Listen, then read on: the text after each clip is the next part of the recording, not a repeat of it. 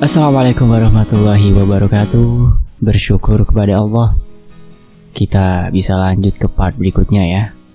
Sebelumnya saya ucapkan terima kasih buat Bang Indra ya. Dan tentunya buat teman-teman yang udah setia nyimak kisah ini di sini. Seperti biasa, sebelum kita masuk ke bagian berikutnya, mari kita berdoa dulu ya. A'udzu bikalimatillahi tammati min syarri ma khalaq. Bismillahirrahmanirrahim. Yaduru ma'asmi syafil ardi wal sama wa huwa sami'un alim. Allahumma sholli ala sayyidina Muhammad sallallahu alaihi wasallam. Ini dia bagian berikutnya.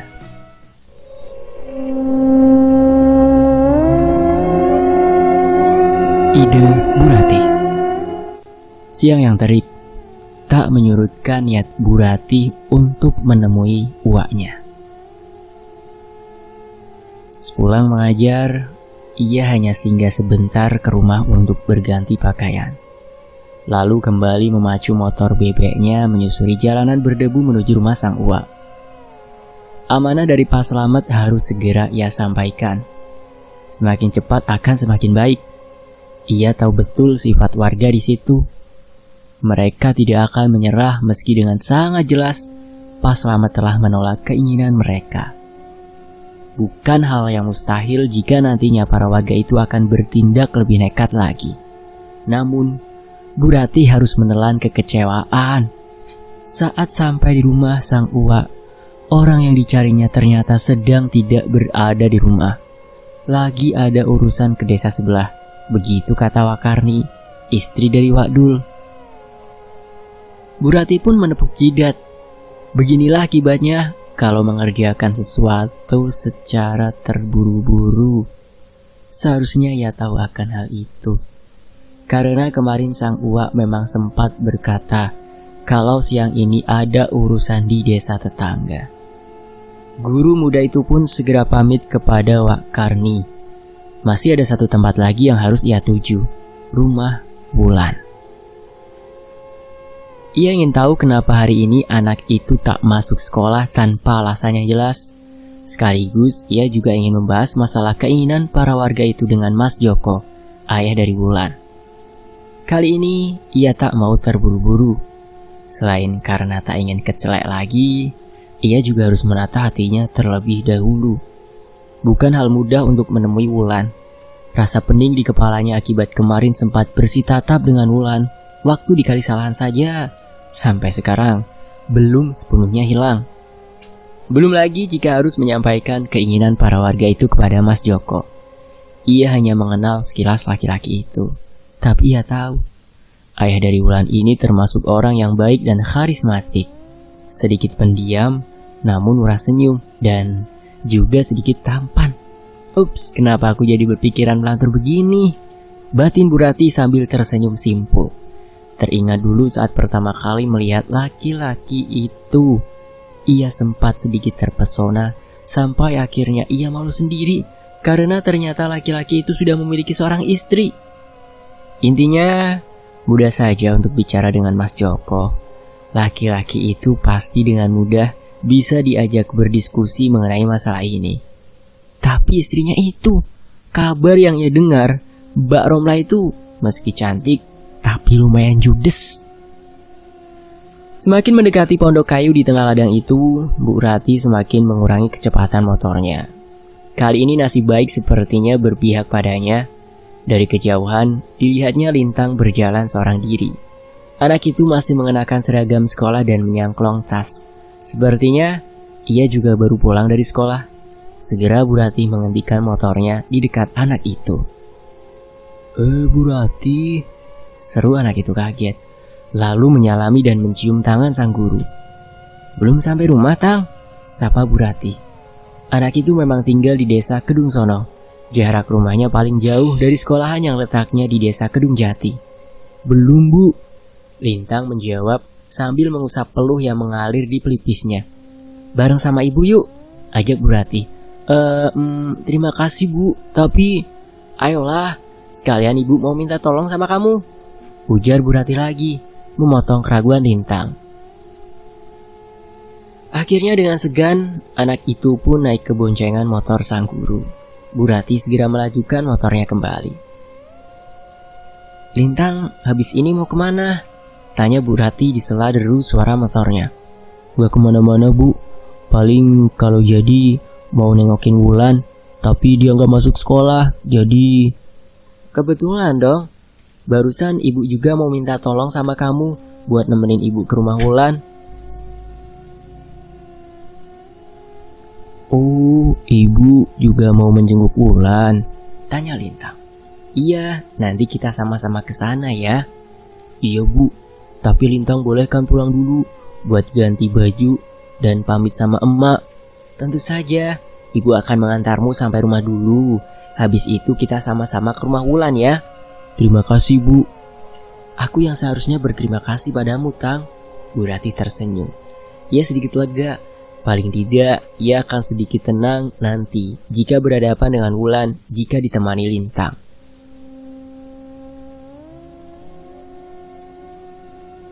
Sementara itu, di rumah Wulan, Joko dan Romlah nampak terkejut melihat kedatangan Bu Rati ke pondok mereka. Buru-buru mereka mempersilahkan guru muda itu masuk. Sedikit lega Bu Rati mendapat sambutan yang hangat seperti itu. Ternyata keluarga ini cukup ramah, tak seperti yang ia dengar selama ini dari para penduduk. Setelah berbasa-basi sebentar, Bu Ratih pun segera mengutarakan maksud kedatangannya ke pondok itu. Joko nampak menghela nafas berat sebelum menanggapi ucapan Bu Ratih.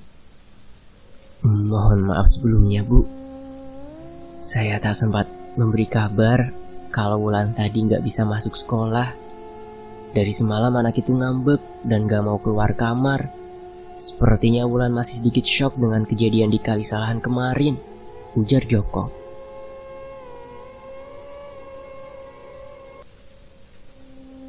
"Memang keterlaluan Pak Marto itu. Bisa-bisanya dia bicara begitu sama Wulan. Pakai didorong-dorong segala lagi sampai jatuh begitu. Beruntung saya tak ada waktu itu. Kalau saya lihat, sudah saya..." "Romlah, ya." Joko memotong ucapan sang istri. "Jaga bicaramu." "Kok salahku Bang?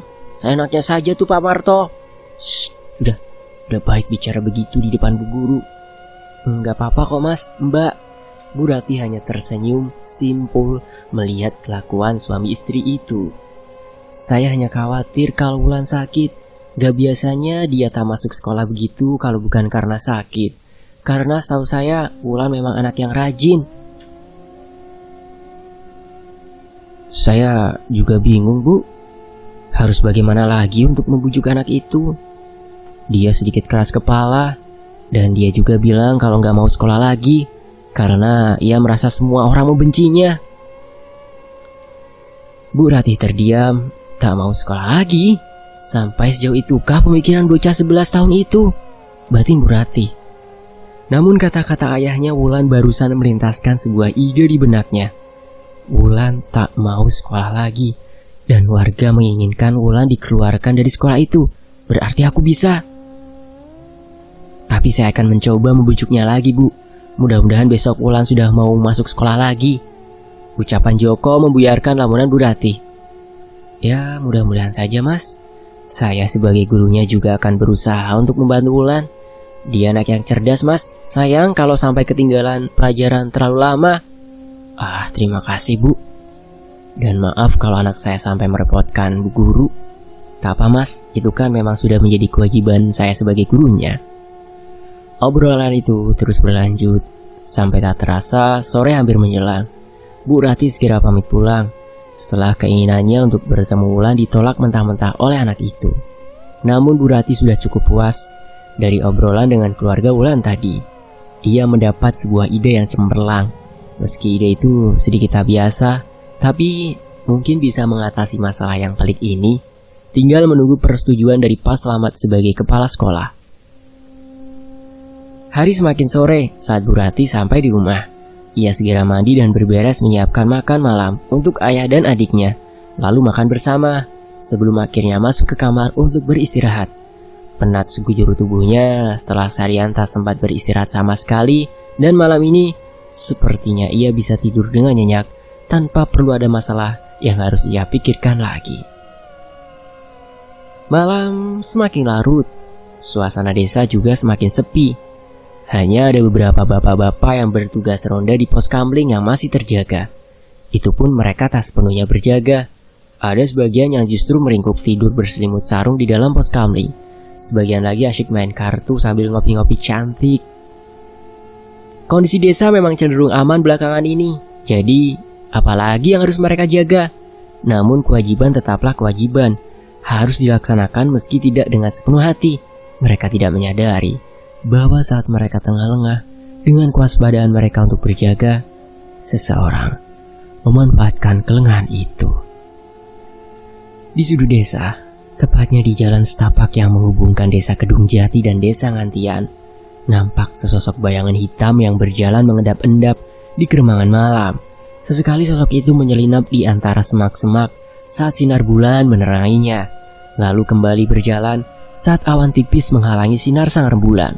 Sampai di tepi desa Kedung Jati, sosok itu berbelok ke arah utara, tetap menyusuri jalan setapak yang di kiri kanannya ditumbuhi lebatnya semak belukar.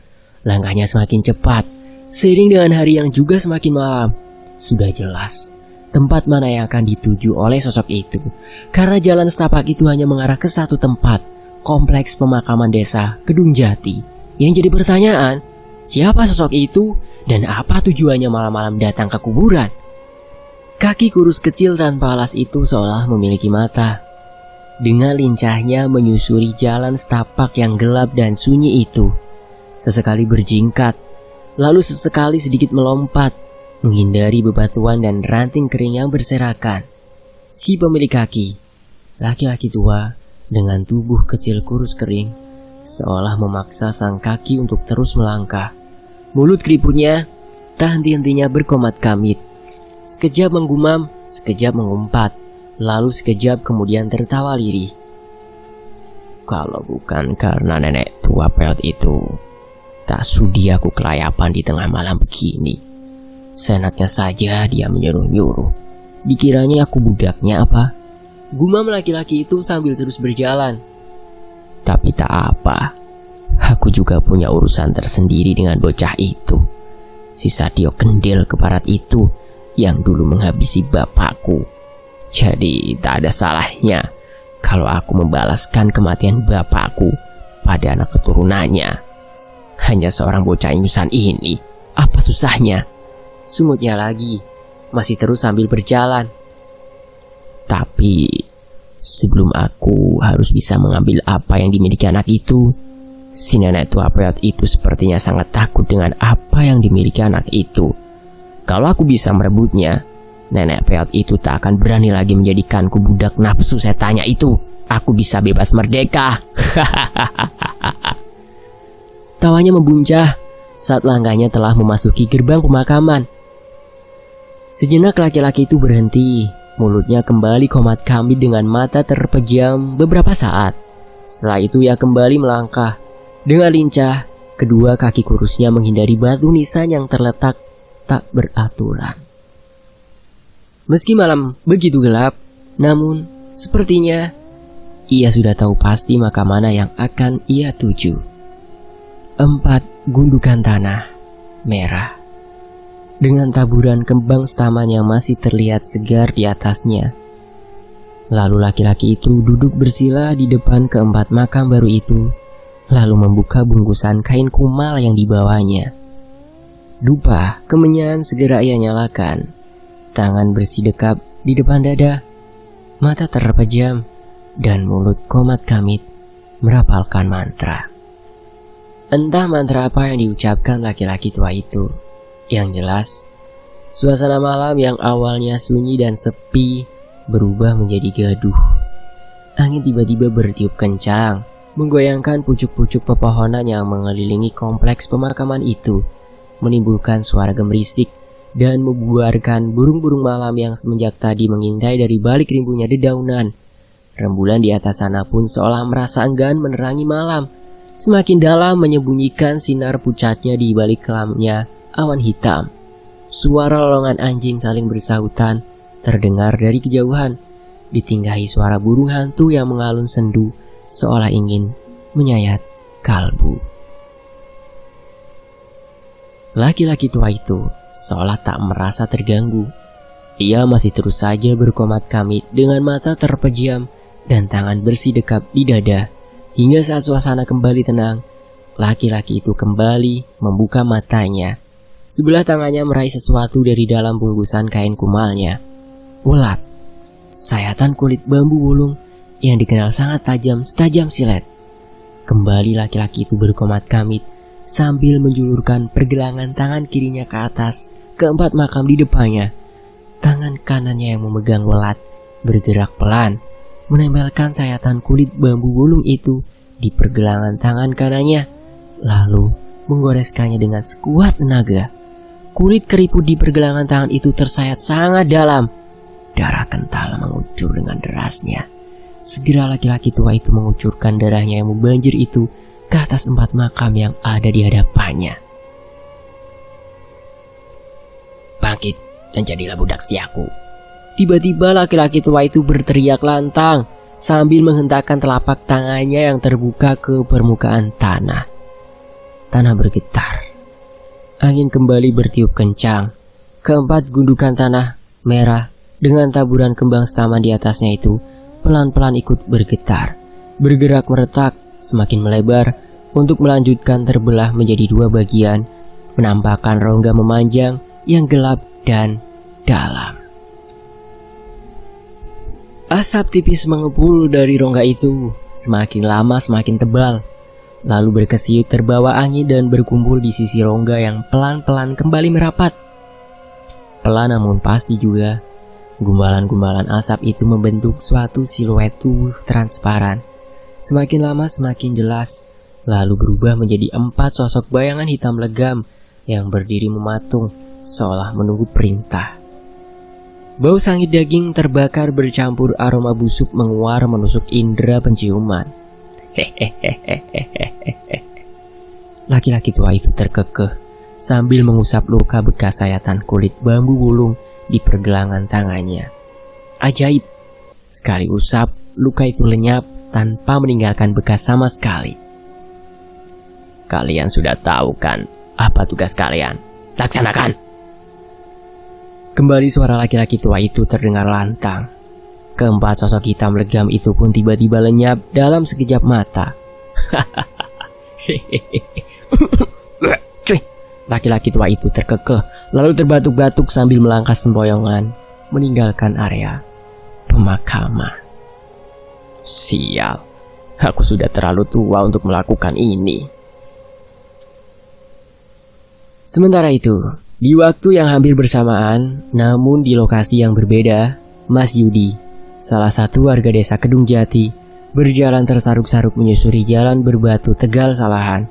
Ia baru saja pulang dari menengok mertuanya yang sedang sakit di desa Kedung Sono. Wasem, kalau saja motor gak ngadat, tentu gak harus pulang jalan kaki begini. Gerutu laki-laki itu sambil menyorotkan senternya ke jalanan berbatu yang dilaluinya. Coba besok gak harus berangkat kerja pagi-pagi. Aku nginep saja tadi di rumah bapak. Lanjutnya lagi setelah menyalakan sebatang rokoknya. Bukan tanpa alasan, kalau Mas Yudi sampai harus menggerutu.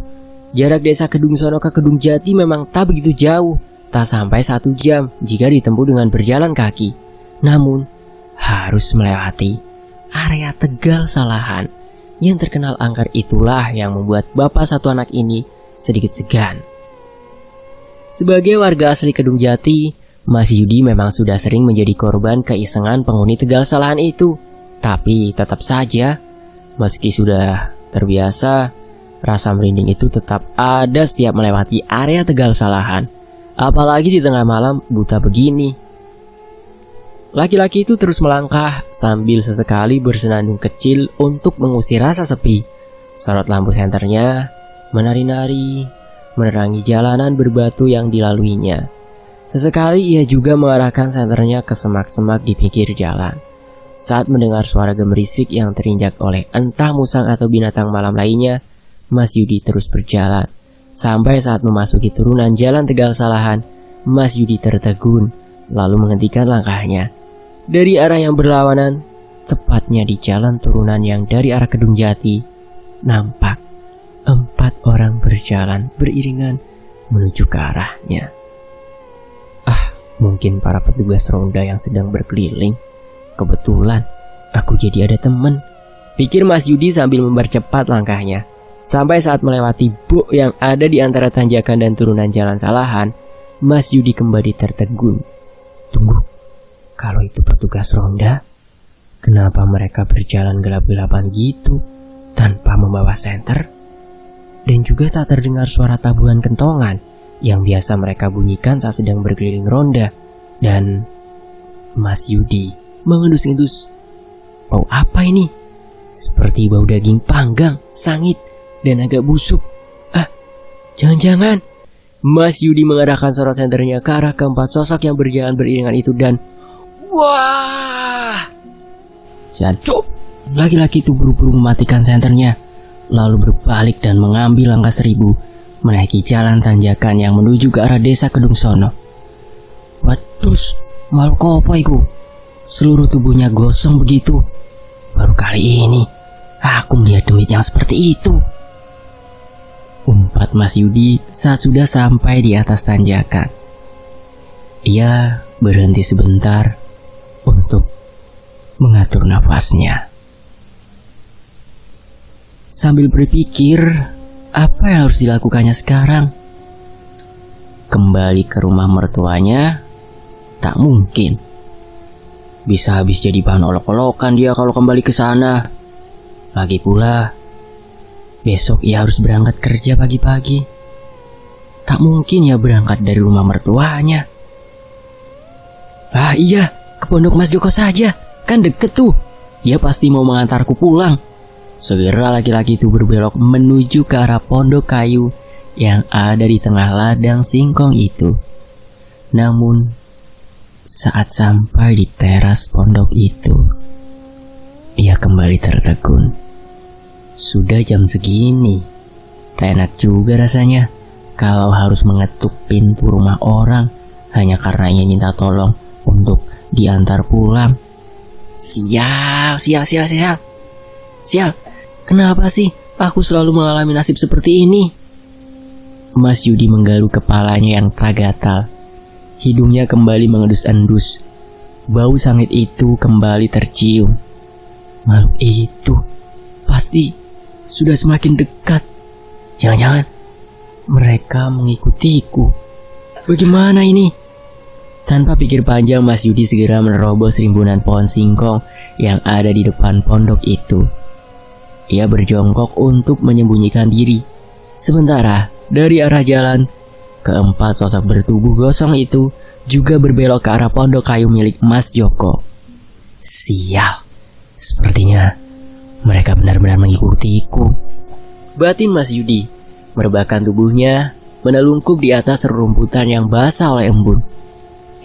Sepertinya mereka tak melihatku, gumam Mas Yudi saat melihat keempat sosok bertubuh gosong itu justru mengarah ke teras pondok Mas Joko. Oh, apa ya mereka ke pondok Mas Joko? Apa jangan-jangan sebentar, sepertinya aku mengenali mereka. Meski sekujur tubuhnya sudah gosong begitu, tapi postur tubuh dan iya, Pak Darsa juga istri dan anaknya. Tapi apa mungkin mereka kan sudah mati? Apa jangan-jangan lalu apa hubungannya sama Mas Joko? Kenapa mereka mendatangi pondoknya? Oh iya, desas-desus yang ku dengar dari warga desa. Tapi tak mungkin. Mustahil kalau mereka. Mas Yudi sampai membekap mulutnya sendiri saat melihat keempat sosok yang sepertinya berusaha untuk memaksa masuk ke dalam pondok. Namun, usaha mereka sepertinya sia-sia. Beberapa kali mereka membenturkan tubuh ke arah pintu, seolah berusaha untuk menembus pintu kayu itu. Namun pintu pondok itu tak bergeming sama sekali sampai pada akhirnya keempat sosok itu tiba-tiba terlempar ke segala arah. Seperti ada kekuatan tak terlihat yang menghempaskan mereka. Sialnya, salah satu dari keempat sosok itu terlempar dan jatuh tepat di depan wajah Mas Yudi dengan wajah gosongnya yang meringis tepat menghadap ke arahnya. Waduh, asu, siaran. Sontak Mas Yudi melompat dan berlari secepat yang ia bisa sambil mengumpat panjang pendek. Samar-samar ia masih mendengar suara bentakan dari arah pondok Mas Joko. Dasar tukang ngintip, pergi kalian, atau kalian akan kubakar untuk kedua kalinya. Sementara itu, di pos kamling di desa Kedung Jati, suasana terlihat lebih ramai dari biasanya. Selain bapak-bapak yang mendapat tugas ronda, ada juga beberapa warga yang ikut nimbrung di pos kamling itu. Salah satunya adalah Pak Marto. Laki-laki yang baru saja kehilangan anak semata wayangnya itu menumpahkan segala keluh kesahnya kepada orang-orang yang sedang berkumpul di pos kamling itu. Sudahlah Pak, ikhlaskan saja kepergian anakmu itu, biar dia juga tenang di alam sana, ujar salah seorang pemuda mencoba menasehati. Ngomong sih gampang, Cok. Kamu belum pernah merasakan sih bagaimana rasanya kehilangan anak yang kita sayangi. Pak Marto menyandarkan punggungnya pada dinding pos kamling. Ini semua gara-gara anak setan itu. Dia yang sudah membunuh anakku. Pak, jangan asal nuduh Pak. Nggak baik itu. Nanti jatuhnya bisa jadi fitnah kalau menuduh orang tanpa bukti. Peronda yang lain mencoba mengingatkan. Nah, tanpa bukti bagaimana? Sudah jelas hari sebelumnya anak setan itu mengata-ngatai anakku mukanya gosong. Dan kalian lihat sendiri kan keadaan wajah anakku seperti apa saat meninggal. Gosong kayak pantat kuali. Nada suara Pak Marto meninggi. Loh, itu ya hanya kebetulan Pak. Kan sudah jelas kata polisi itu anakmu itu mati karena digigit ular. Kebetulan bagaimana? Kebetulan itu kalau cuma sekali dua kali. Lah ini sudah berkali-kali loh. Lagian mana ada orang digigit ular kok di bagian wajah. Kalian tidak lupa kan sama anak desa sebelah yang beberapa tahun lalu mati jatuh dari pohon mangga dan perutnya robek tersangkut ujung pagar besi. Lalu anaknya mati tenggelam di kolam sampai badannya melembung itu. Dan kemarin itu keluarga Pak Darsa mati gosong tanpa sebab gitu. Mereka semua mati setelah bermasalah dengan anak setan itu. Mereka mati dikutuk. Sentak Pak Marto penuh emosi. Jangan ngawur sampean Pak. Keluarga Pak Darsa itu mati karena kesetrum listrik, bukan karena dikutuk. Polisi sendiri loh yang bilang begitu. Zaman sekarang mana ada yang namanya kutukan begitu. Lagi pula itu kan cuma anak-anak. Lah bisa apa dia? Wajar kalau sering ribut sama teman-temannya. Wajar kalau suka mengata-ngatai temannya. Namanya juga anak-anak. Alah, kalian ini emang dia ada yang peduli sama aku. Kalian dia setia kawan, tidak soliper. Nanti kalau anak kalian sendiri yang jadi korban, baru kalian tahu rasa. Sungut Pak Marto kesal. Saking kesalnya sampai ngomongnya pun jadi keserimpet. Entah apa yang dia maksud dengan soliper itu. Dan para peronda hanya bisa tersenyum kecut mendengar ucapan Pak Marto itu.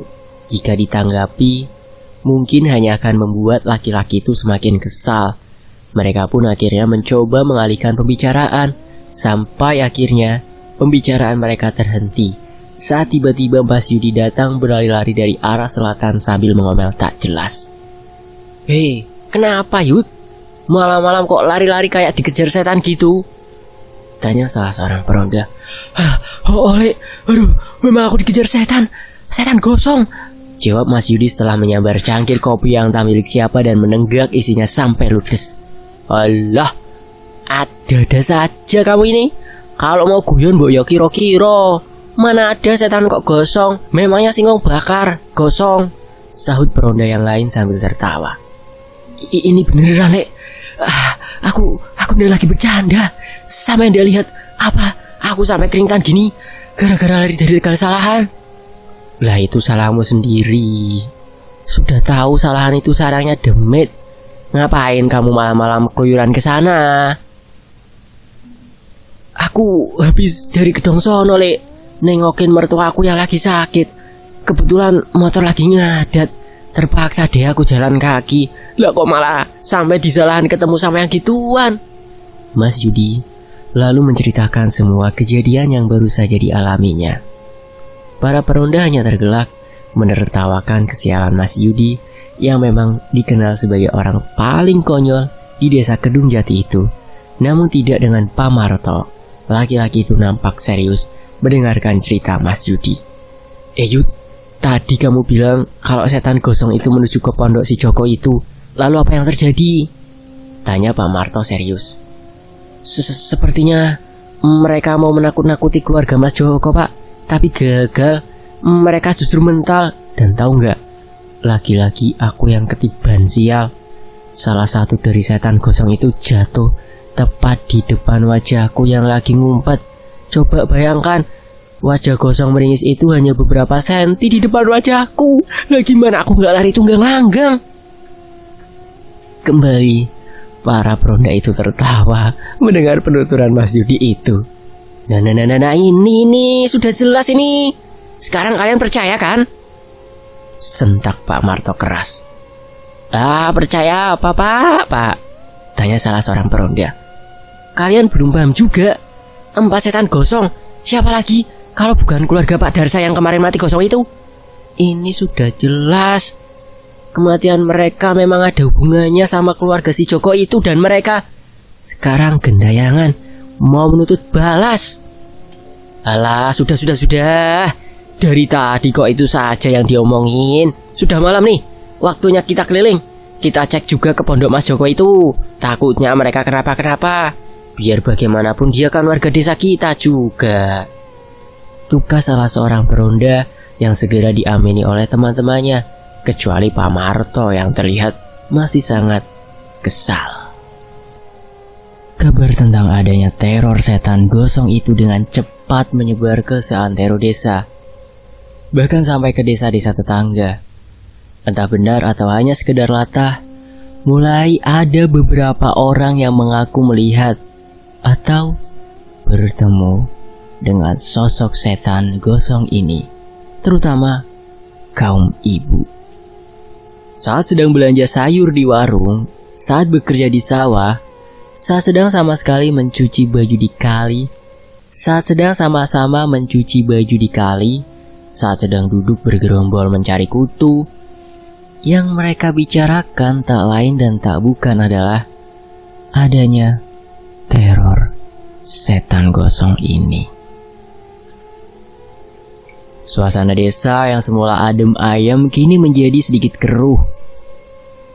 Pak Bayan yang tanggap akan situasi segera mengambil tindakan. Kegiatan ronda malam ditingkatkan, jumlah petugas ronda juga ditambah, dan beliau juga menghimbau kepada warganya agar tak terlalu membesar-besarkan masalah ini. Kalau ada yang ketahuan menyebarkan cerita bohong soal setan gosong ini, akan saya tindak tegas. Demikian kata Pak Bayan.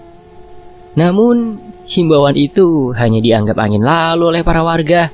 Berita tentang setan gosong semakin ramai menyebar, dibumbui dengan cerita-cerita yang kadang terdengar seperti mengada-ada, membuat warga menjadi enggan untuk keluar malam. Sedikit banyak kabar tentang adanya setan gosong ini berimbas pada keluarga Joko. Tak sedikit yang mengait-ngaitkan kemunculan setan gosong ini dengan keluarga tersebut, terutama kepada Wulan. Dia dianggap sebagai biang keladi dari semua masalah ini. Apalagi orang-orang yang memang sudah lama kurang suka dengan anak itu. Mereka seperti menyiramkan bensin ke dalam kobaran api. Kemunculan setan gosong ini mereka manfaatkan. Mereka jadikan senjata untuk semakin memojokkan Wulan. Bu Rati resah. Ini sudah hari keempat Wulan tak masuk sekolah. Jika terus dibiarkan begini, anak itu bisa banyak ketinggalan pelajaran. Dan ujian kelulusan sudah semakin dekat. Bu Rati tak mau kalau sampai ada anak muridnya yang sampai tidak lulus. Ide yang kemarin sempat terlintas di kepalanya memang masih ia simpan. Guru muda itu belum sempat mengutarakannya kepada Pak Slamet. Ia berharap Wulan kembali bersedia masuk sekolah lagi, dan ide itu tak sampai harus ia jalankan. Namun sepertinya harapan guru muda itu tak terkabul. Sampai di hari yang keempat, Wulan tak juga menampakkan batang hidungnya di sekolah. Bu Ratih mulai berpikir untuk mulai membicarakan masalah ini dengan Pak Slamet. Pak Slamet pun berucap, "Bu Ratih, yakin?" Itu tanggapan pertama yang diberikan oleh kepala sekolah itu saat Bu Ratih mengutarakan niatnya. "Saya yakin, Pak. Biar bagaimanapun, Wulan murid saya. Dan dia anak yang sangat cerdas. Sangat disayangkan kalau sampai anak itu berhenti sekolah." Jawab Bu Ratih mantap. "Saya belum pernah mendengar sistem pembelajaran yang seperti ini. Dan itu juga berarti akan sangat merepotkan Bu Ratih. Mengajar di sekolah ini saja sudah banyak menyita waktu ibu. Apalagi ditambah nanti kalau ibu juga harus mengajar Wulan di rumahnya. Apalagi letak rumah Wulan yang sedikit terpencil dan berada di tempat yang katanya angker itu. Ditambah pula sikap dari beberapa warga terhadap keluarga Wulan yang kurang bersahabat. Apa kata mereka nanti kalau melihat Bu Ratih mengajar Wulan di rumahnya? Mereka bisa iri dan menganggap Bu Ratih pilih kasih terhadap murid-murid yang lain. Jujur, saya sedikit mengkhawatirkan keselamatan ibu," ujar Pak Slamet. Bu Ratih pun menjelaskan, "Saya pindah ke desa ini semenjak saya masih kecil, Pak, bersama kedua orang tua saya. Jadi desa ini sudah seperti tanah kelahiran saya sendiri. Seluk-beluk desa ini sudah saya hafal. Begitu juga dengan kehidupan masyarakatnya.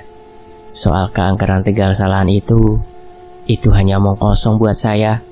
Dan soal warga nanti mau bilang apa, saya tak terlalu peduli. Saya seorang guru. Tugas saya mendidik murid saya. Soal waktu juga, Bapak tak perlu terlalu merisaukan. Saya akan dengan senang hati melakukannya kok. Jadi tak ada rasa keterpaksaan yang akan saya rasakan." Dan setelah mendengarkan penjelasan dari Bu Ratih, kepala sekolah itu pun nampak berpikir sejenak. Lalu sambil tersenyum dia berkata, "Baik kalau begitu. Tak ada salahnya kalau cara itu kita coba, Bu. Jadi Bapak setuju?" Rona bahagia terpancar dari wajah cantik Bu Ratih, membuat Pak Slamet menjadi sedikit jengah. "Ya, dan sebagai kepala sekolah, saya juga ikut merasa bertanggung jawab. Jadi untuk awal-awalnya nanti, saya akan mendampingi ibu mengajar Wulan di rumahnya. Mungkin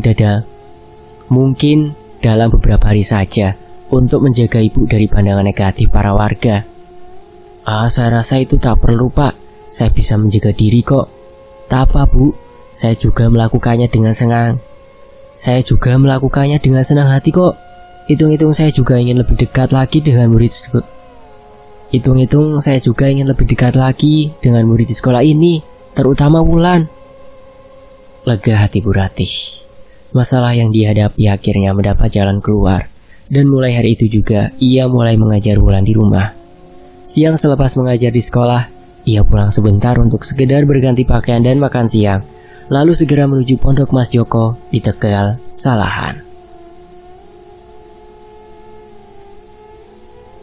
Tanggapan keluarga itu pun cukup ramah. Mereka sangat berterima kasih dengan kesediaan Bu Ratih untuk mengajar Wulan di rumah. Di hari-hari awal, memang sedikit kaku. Wulan sepertinya masih enggan bertemu dengan Bu Ratih. Namun dengan kesabaran dan kesungguhan guru muda itu, sikap Wulan akhirnya sedikit luluh juga. Apalagi selalu ada Pak Slamet yang setia mendampingi. Sambil mengajar, sesekali Bu Ratih mencuri-curi pandang ke arah anak itu, mencoba menyelami apa yang ada di pikiran anak itu. Pun begitu, guru muda itu masih tetap belum berani menatap mata Wulan secara langsung. Masih ada getaran-getaran aneh yang ia rasakan saat menatap mata anak itu. Dan kemudian, apa yang dikatakan Pak Slamet pun menjadi kenyataan. Kasakusuk warga mulai terdengar kurang sedap melihat kegiatan yang dilakukan oleh Bu Ratih itu. Tapi mereka hanya berani bicara di belakang, mengingat Bu Ratih adalah keponakan dari Pak Modin, orang yang dituakan dan dihormati di desa itu. Sementara di desa Ngantian, Ki Suryo juga tersenyum puas. Langkah pertama yang ia buat berjalan dengan lancar. Warga mulai terpengaruh dengan keberadaan setan gosong ciptaannya. Mereka semakin membenci anak itu. Tinggal melancarkan serangan selanjutnya. Tapi ada yang sedikit mengganjal di hatinya. Guru muda itu, dia justru semakin dekat dengan anak itu. Dan itu berarti bisa menjadi batu sandungan untuknya. Sepertinya aku harus memberi sedikit peringatan kepada guru muda itu. Gumam laki-laki tua itu sambil menghembuskan asap rokoknya kuat-kuat. Hari itu, seperti biasa, sepulang mengajar di sekolah, Bu Rati langsung menuju ke pondok Mas Joko di Tegal Salahan. Banyak tugas sekolah yang harus diselesaikan oleh Wulan. Sambil menemani Wulan mengerjakan tugas, guru muda itu asyik mengobrol dengan si empunya rumah, Mas Joko. Laki-laki yang dikenal pendiam itu ternyata cukup enak untuk diajak ngobrol. Demikian juga dengan Mbak Romlah istrinya.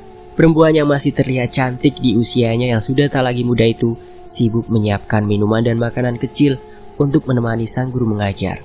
Hal ini membuat Bu Rati menjadi betah berlama-lama di pondok itu. Sampai tak terasa, hari semakin sore. Bu Rati pun segera pamit pulang. Sudah hampir maghrib, Bu. Apa tidak sebaiknya biar diantar saja sama bapaknya Wulan? Kata Mbak Romlah saat Bu Rati pamit. Memang ini hari pertamanya ia mengajar di rumah Wulan tanpa ditemani oleh Pak Slamet. Terima kasih, Mbak. Tapi saya rasa nggak perlu. Saya bisa pulang sendiri kok. Lagian saya kan bawa motor. Tolak Bu Rati halus. Ya sudah kalau begitu. Hati-hati ya, Bu. Dan terima kasih banyak loh sudah bersedia mengajar Wulan di rumah. Ujar Mbak Romlah lagi. Bu Rati pun segera menjalankan sepeda motor bebeknya pelan-pelan, menyusuri jalan berbatu Tegal Salahan. Matahari sudah hampir tenggelam di ufuk barat sana. Angin sore bertiup lembut mengusap wajah cantiknya. Terasa sangat menyejukkan. Namun rasa sejuk itu tiba-tiba berubah menjadi sedikit gerah saat sepeda motor yang dikendarai guru muda itu mendekati buk yang ada di antara tanjakan dan turunan jalan itu. Guru muda itu menghentikan motornya. Inderanya yang lebih tajam dari orang kebanyakan menangkap adanya sesuatu yang tak wajar. Ada yang sedang memperhatikannya, atau lebih tepatnya, menghalangi perjalanannya. Bu Rati mengedarkan pandangannya, mencoba mencari sesuatu yang sedang mengganggunya. Hidung mungilnya menangkap aroma yang tak sedap. Bau sangit bercampur busuk menusuk indera penciumannya. Bau ini? Batin Bu Rati sambil masih tetap memperhatikan situasi di sekelilingnya. Ada rasa merinding yang ia rasakan. Biar bagaimanapun, dia seorang perempuan. Berada di tempat sepi seperti ini, di saat hari mulai menjelang gelap dengan sesuatu yang entah apa sedang berusaha mengganggunya, membuat bulu kuduk perempuan cantik itu merinding. Mungkin hanya perasaanku saja. Batin Bu Rati sambil berusaha menjalankan motornya kembali. Namun sial, mendadak mesin motor itu justru mati. Beberapa kali ia coba menghidupkannya kembali, tapi gagal. Sial, kenapa di saat seperti ini? Bu Rati tertegun saat mendengar suara langkah kaki di belakangnya. Kembali rasa takut menjalar di hatinya. Namun rasa penasaran mengalahkan rasa takutnya. Hati kecilnya mengatakan, jangan menoleh ke belakang. Tapi nalurinya berkata lain. Pelan-pelan guru muda itu menoleh ke belakang dan, "Loh, kamu?"